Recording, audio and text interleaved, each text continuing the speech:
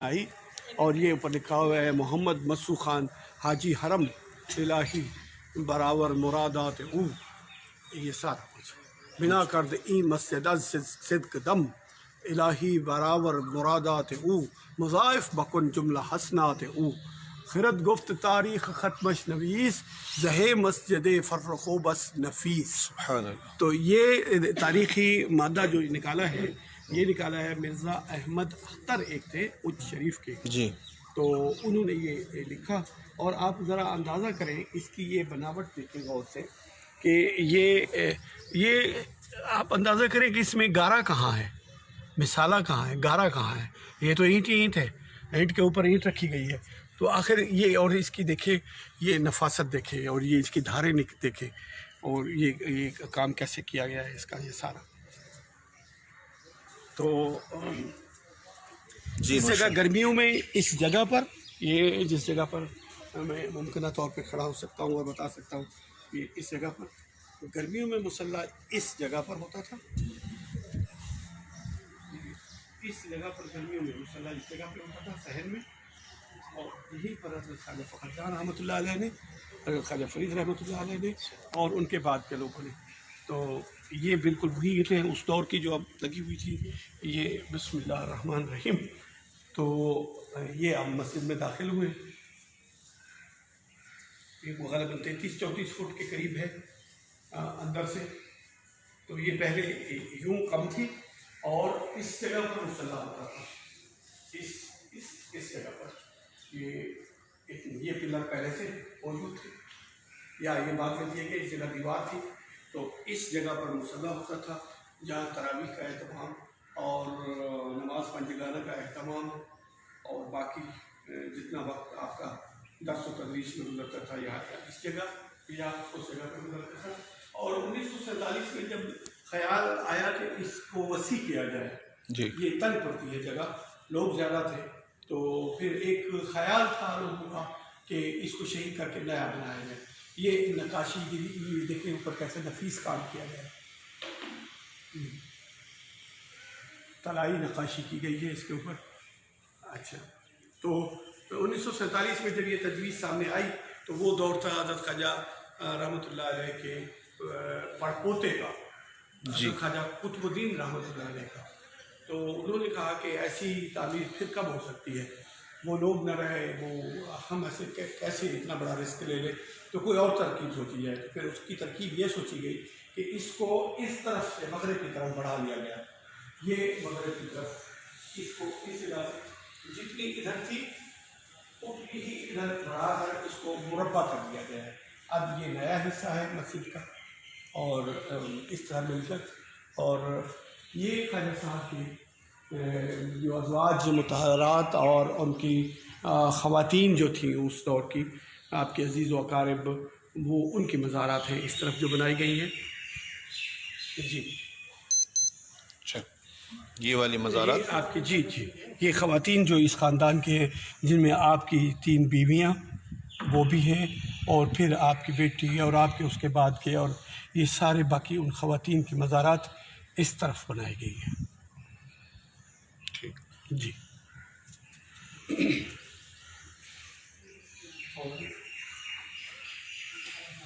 और ये मेंबर जो है यहाँ एक पुराना मेंबर होता था, और ये मेंबर बड़ी शरीफ के ख्वाजा कुतुबुद्दीन साहब रहमतुल्लाह उनकी उम्र दराज फरमाए, उनको फ़यूज़ व बरक़ात में इज़ाफ़ा फरमाए। ये उनकी तरफ से हदिया किया गया है, उन्होंने मोहब्बत से बनवा के ये पेश किया। तो ये मस्जिद के बारे में तारुफ था जो हमने आपको बताया, और इस हवाले से ये तारीख़ है। इंशाल्लाह दरबार पाक में हाज़िरी होगी इंशाल्लाह, तो वहाँ जाकर बकिया इंशाल्लाह बातें होंगी और हमारी खुशनसीबी है जी। ये जो सामने मज़ारात मैंने अर्ज़ किया, चले इसको साथ ही मुकम्मल कर लेते हैं।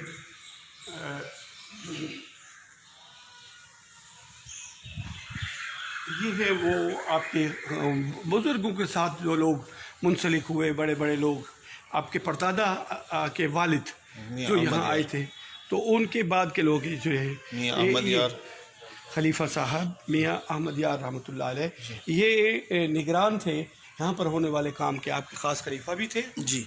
اور پھر احمدیات بھی 2 ہوئے ہیں، ایک ان کے بعد بھی ہوا ہے یہ. ٹھیک ہے.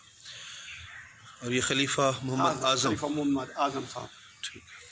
یہ ان کی زیارت ہم نے بھی کی ہوئی ہے. اچھا ماشاء اللہ. اور غالباً یہ 2 تھے میرے خیال میں. جی. یہ 1323 والے یہ بڑے ہیں، ان کے بعد کے تھے یہ خلیفہ محمد اعظم، ان کی زیارت کی ہوئی ہے. جی ماشاء اللہ. اچھا یہ ان کی مزارات ہیں. اور ایک آپ کو خاص مزار دکھاؤں آپ کو. آئیے. اور یہ بڑے بڑے لوگ ہیں تاریخ میں جن کا بیان ملتا ہے. سردار فضل علی خان درانی وہاں اس طرف جج جو ہے رکن الدین صاحب تھے. اور ہم اس وقت اس جگہ پر کھڑے ہیں.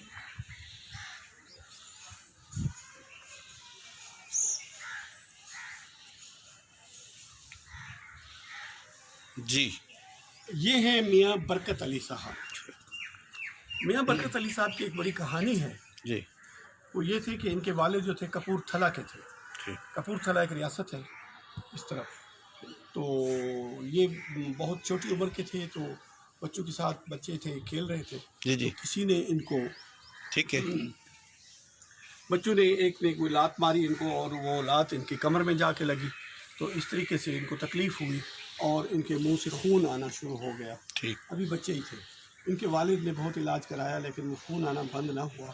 تو ڈاکٹروں کے پاس اس وقت جو بھی اسے حاصل تھا، تو انہوں نے کہا جی علاج تو یہی ہے، جہاں بھی آپ جاؤ گے علاج تو یہی ہوگا، لیکن کچھ آپ روحانی علاج کی طرف بھی سوچو، کوئی اللہ والوں کے پاس بھی جاؤ. تو اس وقت خواجہ فرید رحمۃ اللہ علیہ کو اپنی مسند خلافت پر یا اپنی مسند پر بیٹھے ہوئے ابھی پہلا ہی سال تھا، یعنی تو یہ آئے مجلس میں، اپنے وہ بچے کو لے آئے.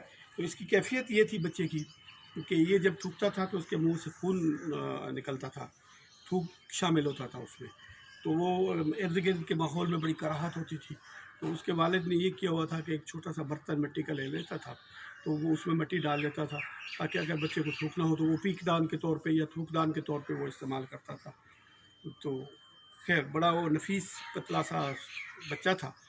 تو وہ آ کے جب وہاں بیٹھا تو لوگوں نے ایک دوسرے سے پوچھا آپ کہاں سے آئے، آپ کہاں سے آئے. تو اس نے بتایا کہ جی میں کپور تھلا سے آیا ہوں.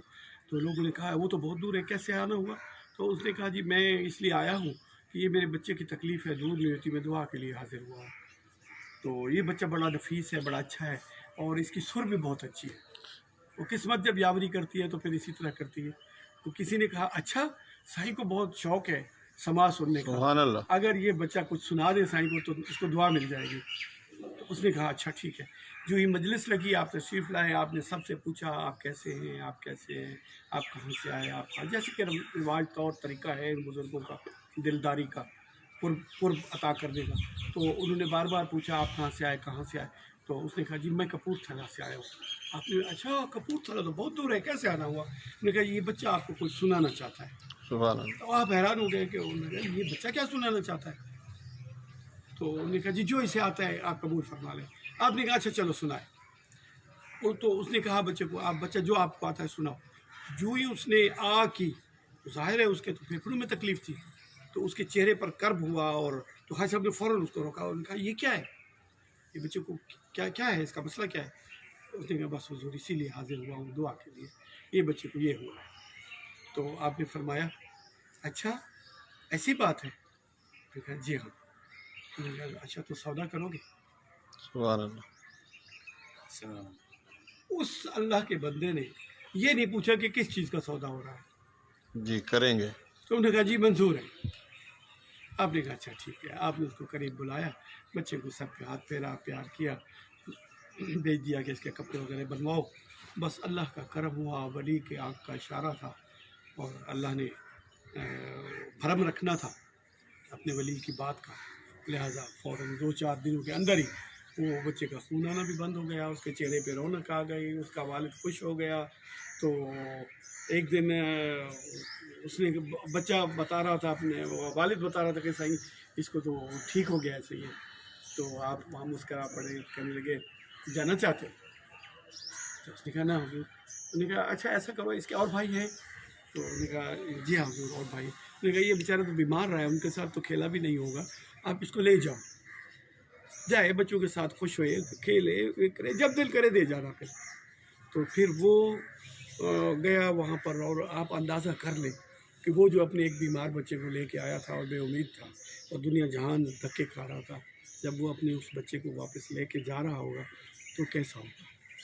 تو پھر وہ گیا، اس کے بعد وہ واپس آیا اور وہ بچہ پہنچایا، اور وہ بچہ وہی درس میں پڑھا، اس کی صورت اچھی تھی. خواجہ صاحب نے اس کو اپنے وقت کے جید علماء موسیقی کے پاس بھیجا. اس کا رجحان طبعی طور پر ادھر ہی تھا، فطری طور پر. تو اس کے بعد وہ سیکھ کے آیا. تو پھر یہ میاں برکت علی صاحب وہ ہیں جو رباب بجاتے تھے. یہ ایک ساز ہوتا ہے رباب، انہیں کہا گیا میاں برکت علی ربابی. تو یہ وہاں سے جو ہے اللہ آپ کو بھلا کرے، پھر یہ سیکھے پوری طرح سے. اور خواجہ صاحب ان کی تعریف کرتے ہوئے لکھتے ہیں کہ میاں برکت علی کو 600 راگ راگنیاں آتی ہیں، اور یہ مزید راگ خود تخلیق کرنے کی صلاحیت بھی رکھتے ہیں. تو یہ نگاہ کرم ہوئی. اور آخری بات سنا کے آگے چلتے ہیں کہ ایک مرتبہ یہ سفر کر رہے تھے. آپ اس طرف سے آئے تاکہ یہ تحریر کچھ مزید جی اچھا کہ سفر کر رہے تھے کشتی میں. تو اس نے ایک دوڑا پڑھا جس میں اپنی نیاز پیش کی اس نے. تو خواجہ صاحب کو وجد آ گیا. تو آپ پر اتنا وجد طاری ہوا کہ آپ نے کافی دیر کے بعد وجد کی حالت سے نکل کے سر اٹھایا اور پوچھا میاں برکت کیا مانگتے ہو؟ تو اس نے کہا حضور کیا مانگوں، کسی چیز کی کمی ہو تو مانگوں، آپ نے تو کرم کر دیا مجھ پر، میں کیا مانگوں. تو اس نے پھر وہی دوڑا پڑا. آپ کو پھر ذوق آ گیا. آپ نے پھر پوچھا میاں برکت کیا چاہیے؟ اس نے کہا حضور کوئی کمی ہو تو مانگو. یہ تو آپ کا گلہ ہوگا کہ میرے پاس فلاں چیز نہیں تھی، میں کیسے مانگوں آپ سے. بالآخر جب تیسری دفعہ کہا اور اس نے نیاز پیش کی تو کسی عقل بند نے کہا اس کو کہ اللہ کے بندے بات کو سمجھو، وہ دینے پہ آمادہ ہے، سبحان اللہ، تم مانگ لو جو مانگنا ہے. تو اس نے کہا اچھا جی وہ تو پھر تربیت یافتہ تھا نا، اس نے مانگنا کیا تھا. اس نے کہا جی مہربانی کریں تو پھر مجھے لکھ کر دے دے کہ جہاں آپ ہوں گے میں بھی وہیں ہوں گا. تو آپ نے کہا اللہ پاک کرے گا انشاءاللہ ایسے ہی ہوگا. میں کہا نہ حضور مجھے لکھ کے دے دیں. آپ نے اسی وقت کاغذ قلم منگوایا اور آپ نے لکھ کے دے دیا. تو ساتھ ہی اس نے کہا کہ حضور میں یہ چاہتا ہوں کہ جہاں آپ ہوں میں بھی وہی ہوں، اور میرا یہ رباب بھی میرے ساتھ ہو، اور میں وہاں بھی آپ کو کافیاں سناؤں گا اور سما سناؤں گا. آپ نے کہا ایسا ہوگا. تو لکھ کے دے دیا. جب ان کی وصال ہوئی 20 ربیع الاول 1341، یعنی یہ خواجہ صاحب رحمۃ اللہ علیہ کا وصال ہے 1319 کا. اس کے بعد یہ 32 سال اور یہ حیات رہے، اور ان کے پٹ پوتے کے دور میں یہ جا کے وصال ہوا ان کا. تو وصال سے پہلے ان کا اس نے کہا بھی قرآن شریف لے آؤ. جب وہ قرآن پاک لائے گئے تو انہوں نے کہا کہ اس کے فلاں صفحے میں دیکھو ایک کاغذ رکھا ہے. وہ کاغذ وہی کاغذ تھا جو خواجہ صاحب نے لکھا تھا. اس نے وصیت کی کہ یہ میرے کفن کے اوپر میرے سینے پہ رکھنا، اور یہ میرا ساز جو ہے وہ بھی اس میں میرے ساتھ دفن کرنا. اللہ. تو یہ وہ میاں برکت علی صاحب رحمۃ اللہ علیہ کا مزار ہے، جہاں وہ اپنے اس ساز رباب کے سمیت محو آرام ہیں.